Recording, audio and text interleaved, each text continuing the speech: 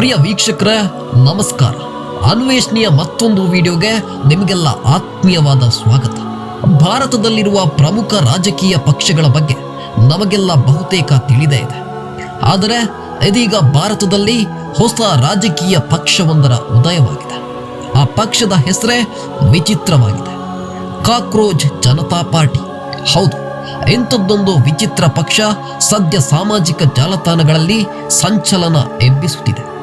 ಆರಂಭದಲ್ಲಿ ಕೇವಲ social media ಮೀಮ್ page ರೀತಿ ಆರಂಭವಾದ ಈ ಪಕ್ಷ 3 ದಿನಗಳಲ್ಲಿ ಸೋಷಿಯಲ್ ಮೀಡಿಯಾದಲ್ಲಿ 50 ಲಕ್ಷಕ್ಕೂ ಹೆಚ್ಚು ಬೆಂಬಲಿಗರನ್ನ ಕಲೆ ಹಾಕಿದೆ. ಅಷ್ಟಕ್ಕೂ ಜಿರಳೆಯ ಹೆಸರಿನಲ್ಲಿ ಎಂಥದ್ದೊಂದು ಪಕ್ಷವನ್ನ ಪ್ರಾರಂಭಿಸಿದ್ದಾದ್ರು ಯಾರು? ಜೆನ್ಸಿಗಳು ಈ ಪಕ್ಷವನ್ನ ಸೋಷಿಯಲ್ ಮೀಡಿಯಾದಲ್ಲಿ ಒಕ್ಕೊರಳಿನಿಂದ ಬೆಂಬಲಿಸುವುದಕ್ಕೆ ಕಾರಣವಾದ್ರು ಏನು?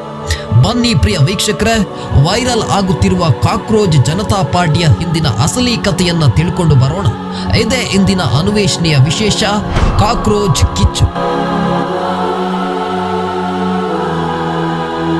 ಇಲ್ಲಿ ಕಾರಣವಿಲ್ಲದೆ ಯಾವುದೂ ನಡೆಯುವುದಿಲ್ಲ. ಅಂತೆಯೇ ಇಂಥದ್ದೊಂದು ವಿಚಿತ್ರ ಪಕ್ಷ ಪ್ರಾರಂಭವಾಗುವುದಕ್ಕೂ ಒಂದು ಬಲವಾದ ಕಾರಣವಿದೆ. ಈ ಜಿರಳೆ ಮೊದಲಿಗೆ ಹುಟ್ಟಿಕೊಂಡದ್ದು ಎಲ್ಲಿ ಎಂದು ಹುಡುಕ ಹೊರಟರೆ ನಮಗೆ ಮೊದಲು ಕಾಣಿಸೋದೆ ಭಾರತದ ಅತ್ಯುನ್ನತ ನ್ಯಾಯಾಂಗ ವ್ಯವಸ್ಥೆ, ಸುಪ್ರೀಂ ಕೋರ್ಟ್. ಹೌದು, ಅದು ಮೇ 15, 2026 ದೆಹಲಿ ಮೂಲದ ವಕೀಲರೊಬ್ಬರು ತಮಗೆ ಸೀನಿಯರ್ ಅಡ್ವೊಕೇಟ್ ಪೋಸ್ಟ್ ಕೊಡಬೇಕೆಂದು ಸುಪ್ರೀಂ ಕೋರ್ಟ್ಗೆ ಅರ್ಜಿ ಸಲ್ಲಿಸಿತು. ಈ ವಿಚಾರಣೆಯ ವೇಳೆ ಸಿಜಿಐ ಸೂರ್ಯಕಾಂತ್ ಅರ್ಜಿ ಸಲ್ಲಿಸಿದ್ದ ವಕೀಲರ ಮೇಲೆ ಸಿಡಿದೆದ್ದಿತು. ಯಾರಿಗೆ ಬೇಕಾದರೂ ಸೀನಿಯರ್ ಅಡ್ವೊಕೇಟ್ ಪೋಸ್ಟ್ ಕೊಡಬಹುದು, ಆದರೆ ನಿನಗೆ ಮಾತ್ರ ಕೊಡುವುದಕ್ಕೆ ಸಾಧ್ಯವೇ ಇಲ್ಲ ಎಂದು ಸಿಜಿಐ ದೃಢವಾಗಿ ಹೇಳಿತು. ಅದಕ್ಕೆ ಕಾರಣ ಇದೇ ವಕೀಲ ಫೇಸ್ಬುಕ್ನಲ್ಲಿ ಮಾಡಿದ್ದ ಅವಾಚ್ಯ ಶಬ್ದಗಳ ಬಳಕೆ. ಒಂದು ವೇಳೆ ದೆಹಲಿ ಹೈಕೋರ್ಟ್ ನಿನಗೆ ಸೀನಿಯರ್ ಅಡ್ವೊಕೇಟ್ ಪಟ್ಟ ಕೊಟ್ಟದ್ದೇ ಆದಲ್ಲಿ ಅದನ್ನು ಸುಪ್ರೀಂ ಕೋರ್ಟ್ ವಜಾಗೊಳಿಸುತ್ತೆ. ಅಷ್ಟೇ ಅಲ್ಲದೆ ಹೆಚ್ಚುತ್ತಿರುವ ಫೇಕ್ ಲಾ ಡಿಗ್ರಿಗಳ ಬಗ್ಗೆಯೂ ಸೂಕ್ತವಾದ ತನಿಖೆ ನಡೆಸಬೇಕೆಂದು ಸಿಜಿಐ ಸೂರ್ಯಕಾಂತ್ ಹೇಳಿತು. ಇಲ್ಲಿಯವರೆಗೂ ಎಲ್ಲವೂ ಸರಿಯಾಗಿಯೇ ಇತ್ತು. ಸಿಜಿಐ ಆಡಿದ ಮಾತುಗಳೆಲ್ಲವೂ ಕೂಡ ವಿಚಾರಣೆಯ ಚೌಕಟ್ಟಿನ ಒಳಗೆಯೇ ಇತ್ತು. ಆದರೆ ಇದಾದ ನಂತರ ಸಿಜಿಐ ಸೂರ್ಯಕಾಂತ್ ಆಡಿದ 2 ವಾಕ್ಯಗಳು ಇಡೀ ಭಾರತೀಯ ಯುವಕರ ಪಡೆಯನ್ನ ಕೆರಳಿಸಿ ಬಿಟ್ಟಿದೆ. ಮಾತು ಮುಂದುವರಿಸಿದ ಸಿಜಿಐ, ಈಗಾಗಲೇ ನಮ್ಮ ವ್ಯವಸ್ಥೆಯನ್ನ ಹಾಳು ಮಾಡುವ ಪರಾವಲಂಬಿಗಳು ಹುಟ್ಟಿಕೊಂಡಿದ್ದಾರೆ. ನಮ್ಮ ಯುವಕರು ಕೂಡ ಅದೇ ಗುಂಪಿಗೆ ಸೇರುತ್ತಾರೆ. ಕೆಲಸ ಸಿಗದ ಯುವಕರು ಮಾಧ್ಯಮಗಳಿಗೆ ಸೇರುತ್ತಾರೆ, ಎಲ್ಲ ಸೋಷಿಯಲ್ ಮೀಡಿಯಾ ಇನ್ಫ್ಲುಯೆನ್ಸರ್ಗಳಾಗುತ್ತಾರೆ, ಅಲ್ಲವೋ RTI ಆಕ್ಟಿವಿಸ್ಟ್ಗಳಾಗುತ್ತಾರೆ. ನಂತರ ಕಾಕ್ರೋಚ್ಗಳ ರೀತಿಯಲ್ಲಿ ನಮ್ಮ ವ್ಯವಸ್ಥೆಯ ಮೇಲೆ ದಾಳಿ ನಡೆಸುತ್ತಾರೆ ಅಂತ ಹೇಳಿಬಿಟ್ರು. ಎಷ್ಟೇ ನೋಡಿ ನಡೆದದ್ದು. ತಮ್ಮನ್ನ ಜಿರಳೆಗೆ ಹೋಲಿಸುತ್ತಿದ್ದಂತೆ ಇಡೀ ಭಾರತೀಯ ಜೆನ್ಸಿ ಪಡೆ ಸೂರ್ಯಕಾಂತ್ ವಿರುದ್ಧ ತಮ್ಮ ಆಕ್ರೋಶವನ್ನು ವ್ಯಕ್ತಪಡಿಸಿತು. ತಮಗೆ ಸರಿಯಾದ ಉದ್ಯೋಗ ಕಲ್ಪಿಸಿಕೊಡಲು ಸಾಧ್ಯವಾಗದ ಈ ಹಾಳು ವ್ಯವಸ್ಥೆ ನಮ್ಮನ್ನ ಕಾಕ್ರೋಚ್ ಅಂತ ಕರೆಯೋದಾದ್ರೆ ನಾವುಗಳು ಕಾಕ್ರೋಚ್ ಆಗೋದಕ್ಕೂ ಸಿದ್ಧ ಎಂದು ಯುವಕರು ಒಗ್ಗಟ್ಟಾಗಿ ಸಿಜಿಐ ವಿರುದ್ಧ ತಿರುಗಿಬಿಟ್ಟರು. ಎಲ್ಲಿಂದಲೇ ನೋಡಿ ಹುಟ್ಟಿಕೊಂಡದ್ದು ಸದ್ಯ ಟ್ರೆಂಡಿಂಗ್ನಲ್ಲಿರುವ ಕಾಕ್ರೋಚ್ ಜನತಾ ಪಾರ್ಟಿ. ಅಷ್ಟಕ್ಕೂ ಈ ಪಕ್ಷವನ್ನ ಹುಟ್ಟು ಹಾಕಿದ್ದು 32 ವರ್ಷ ವಯಸ್ಸಿನ ಮಹಾರಾಷ್ಟ್ರದ ಔರಂಗಾಬಾದ್ ಮೂಲದ ಯುವಕ ಅಭಿಜಿತ್ ದೀಪ್ಗೆ. ಇವರ ಹಿನ್ನೆಲೆಯನ್ನ ಗಮನಿಸೋದಾದ್ರೆ ಇವರು ಪುಣೆಯಲ್ಲಿ ಜರ್ನಲಿಸಂ ಡಿಗ್ರಿಯನ್ನ ಪಡೆದಿದ್ದಾರೆ. ನಂತರ ಅಮೆರಿಕದ ಬಾಸ್ಟನ್ ಯೂನಿವರ್ಸಿಟಿಯಲ್ಲಿ ಪಬ್ಲಿಕ್ ರಿಲೇಷನ್ಸ್ ಮುಗಿಸಿದ್ದಾರೆ. ಅಷ್ಟೇ ಅಲ್ಲದೆ 2020ರಿಂದ 2022ರವರೆಗೂ ಆಮ್ ಆದ್ಮಿ ಪಾರ್ಟಿಯ ಸೋಷಿಯಲ್ ಮೀಡಿಯಾ ಹ್ಯಾಂಡಲಿಂಗ್ ಮಾಡಿದ ಅನುಭವವೂ ಕೂಡ ಇವರಿಗಿದೆ. ಸದ್ಯ ಪೊಲಿಟಿಕಲ್ ಕಮ್ಯುನಿಕೇಶನ್ ಸ್ಟ್ರಾಟಜಿಸ್ಟ್ ಆಗಿ ಅಭಿಜಿತ್ ಕಾರ್ಯನಿರ್ವಹಿಸುತ್ತಿದ್ದಾರೆ.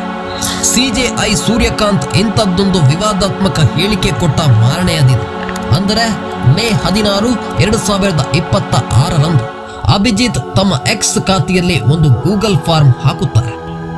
ತಾನು ಕಾಕ್ರೋಚ್ ಜನತಾ ಪಾರ್ಟಿ ಎಂಬ ಹೊಸ ಪಕ್ಷವನ್ನ ಪ್ರಾರಂಭಿಸುತ್ತೇನೆ, ಎಷ್ಟು ಮಂದಿ ಇದಕ್ಕೆ ಸೇರಲು ಬಯಸುತ್ತೀರಿ ಎಂದು ಸಿಜಿಐ ಹೇಳಿಕೆಗೆ ತಿರುಗೇಟು ನೀಡುವ ರೀತಿ ಒಂದು ಪ್ರಶ್ನೆಯನ್ನ ಪೋಸ್ಟ್ ಮಾಡುತ್ತಾರೆ. ಅಷ್ಟೇ ಅಲ್ಲದೆ ಈ ಪಕ್ಷ ಸೇರೋದಕ್ಕೆ ಬೇಕಾದ ಅರ್ಹತೆಗಳ ಬಗ್ಗೆಯೂ ಅಭಿಜಿತ್ ಅಲ್ಲಿ ಮೆನ್ಷನ್ ಮಾಡಿದ್ರು. ಆ ಅರ್ಹತೆಗಳ ಪಟ್ಟಿಯನ್ನ ಗಮನಿಸಿದ್ರೆ ಒಂದು ಕ್ಷಣ ನಮಗೆಲ್ಲ ತಮಾಷೆ ಅನ್ನಿಸುತ್ತೆ. ಮೊದಲನೆಯ ಕ್ರೈಟೇರಿಯಾ, ಈ ಪಕ್ಷ ಸೇರುವ ವ್ಯಕ್ತಿ ಪಕ್ಕಾ ನಿರುದ್ಯೋಗಿಯಾಗಿರಬೇಕು. ಎರಡನೆಯದ್ದು, ಆತ ಹುಟ್ಟು ಸೋಂಬೇರಿಯಾಗಿರಬೇಕು. ಮೂರನೆಯದ್ದು, ದಿನದಲ್ಲಿ ಕನಿಷ್ಠ 11 ಗಂಟೆಗಳ ಕಾಲ ಮೊಬೈಲ್ ಬಳಸಬೇಕು. ನಾಲ್ಕನೆಯದ್ದು, ವ್ಯವಸ್ಥೆಯ ವಿರುದ್ಧ ಪ್ರೊಫೆಷನಲ್ ಆಗಿ ಸೋಷಿಯಲ್ ಮೀಡಿಯಾದಲ್ಲಿ ಬೈಯುವ ಕಲೆ ಕರಗತವಾಗಿರಬೇಕು. ಹೀಗೆ ಒಂದೇ ದಿನದಲ್ಲಿ ಅಭಿಜಿತ್ ಹಾಕಿದ ಗೂಗಲ್ ಫಾರ್ಮ್ಗೆ 20 ರಿಂದ 40 ಸಾವಿರ ಯುವಕರ ಪ್ರತಿಕ್ರಿಯೆ ಬಂದಿತ್ತು. ಇದರ ಬೆನ್ನಲ್ಲೇ ಅಭಿಜಿತ್ ಕಾಕ್ರೋಚ್ ಜನತಾ ಪಾರ್ಟಿ ಎಂಬ ಇನ್ಸ್ಟಾಗ್ರಾಮ್ ಪೇಜ್ ಅನ್ನು ಕೂಡ ಪ್ರಾರಂಭಿಸಿತು. ಈ ಮೂಲಕ ಅಭಿಜಿತ್ ಯುವಕರಿಗೆ ತಮ್ಮ ಆಕ್ರೋಶ ಹೊರಹಾಕುವುದಕ್ಕೆ ಬೇಕಾದ ಒಂದು ವೇದಿಕೆಯನ್ನ ಸಿದ್ಧಪಡಿಸಿತು. ಕೇವಲ 3 ದಿನದೊಳಗೆ 5 ಲಕ್ಷಕ್ಕೂ ಹೆಚ್ಚು ಮಂದಿ ಯುವಕರು ಈ ಪೇಜ್ ಅನ್ನ ಫಾಲೋ ಮಾಡಿ ಕಾಕ್ರೋಚ್ ಪಕ್ಷಕ್ಕೆ ತಮ್ಮ ಬೆಂಬಲವನ್ನ ಸೂಚಿಸಿದರು. ಆರಂಭದಲ್ಲಿ ಕೇವಲ ಒಂದು ಮೀಮ್ ಪೇಜ್ ಆಗಿ ಪ್ರಾರಂಭವಾದ ಈ ಪಕ್ಷ ದಿನದಿಂದ ದಿನಕ್ಕೆ ಗಂಭೀರ ಸ್ವರೂಪವನ್ನ ಪಡೆಯುತ್ತಿದೆ. ಈ ಕಾಕ್ರೋಚ್ ಪಕ್ಷ ಅಫಿಷಿಯಲ್ ಆಗಿ ಚುನಾವಣಾ ಆಯೋಗದಲ್ಲಿ ನೋಂದಣಿಯಾಗದಿದ್ರೂ ಕೂಡ ಇದು ಸದ್ಯ ಜೆನ್ಸಿಗಳ ರೆಬಿಲಿಯನ್ಗೆ ಕಾರಣವಾಗಿದೆ. ಕೆಲ ತಿಂಗಳುಗಳ ಹಿಂದೆ ನೇಪಾಳದಲ್ಲಿ ನಡೆದಿದ್ದ ಜೆನ್ಸಿ ದಂಗೆ ಭಾರತದಲ್ಲೂ ಮರುಕಳಿಸುವ ಮುನ್ಸೂಚನೆಯನ್ನ ಈ ಕಾಕ್ರೋಚ್ ಪಕ್ಷ ನಮಗೆ ನೀಡುತ್ತಿದೆ. Voice of the lazy and unemployed ಅನ್ನೋದು ಈ ಪಕ್ಷದ ಟ್ಯಾಗ್ಲೈನ್. ಇದರ ಪೋಸ್ಟರ್ ಕೂಡ ಸಖತ್ ಫನ್ನಿಯಾಗಿದೆ. ಸೂಟು ಬೂಟು ಧರಿಸಿ ನಿಂತಿರುವ ಕಾಕ್ರೋಚ್ನ ಪೋಸ್ಟರ್ ಸದ್ಯ ಸಾಮಾಜಿಕ ಜಾಲತಾಣದ ಮೂಲೆ ಮೂಲೆಗಳಲ್ಲೂ ಕೂಡ ಸದ್ದು ಮಾಡುತ್ತದೆ. ಈ ಪಕ್ಷ ನಾವಂದುಕೊಂಡಷ್ಟು ಸರಳವಾಗಿಲ್ಲ. ಮುಂಬರುವ ಬಿಹಾರದ ಬಂಕಿಪುರದ ವಿಧಾನಸಭಾ ಚುನಾವಣೆಯಲ್ಲಿ ತಮ್ಮ ಅಭ್ಯರ್ಥಿಯನ್ನ ಕಣಕ್ಕೆ ಇಳಿಸುವುದಕ್ಕೆ ಈಗಾಗಲೇ ಕಾಕ್ರೋಚ್ ಜನತಾ ಪಾರ್ಟಿ ಸಿದ್ಧತೆ ನಡೆಸಿದೆ ಎಂಬ ಸುದ್ದಿ ಕೂಡ ಸದ್ಯ ಎಲ್ಲೆಡೆ ಹರಿದಾಡ್ತಾ ಇದೆ.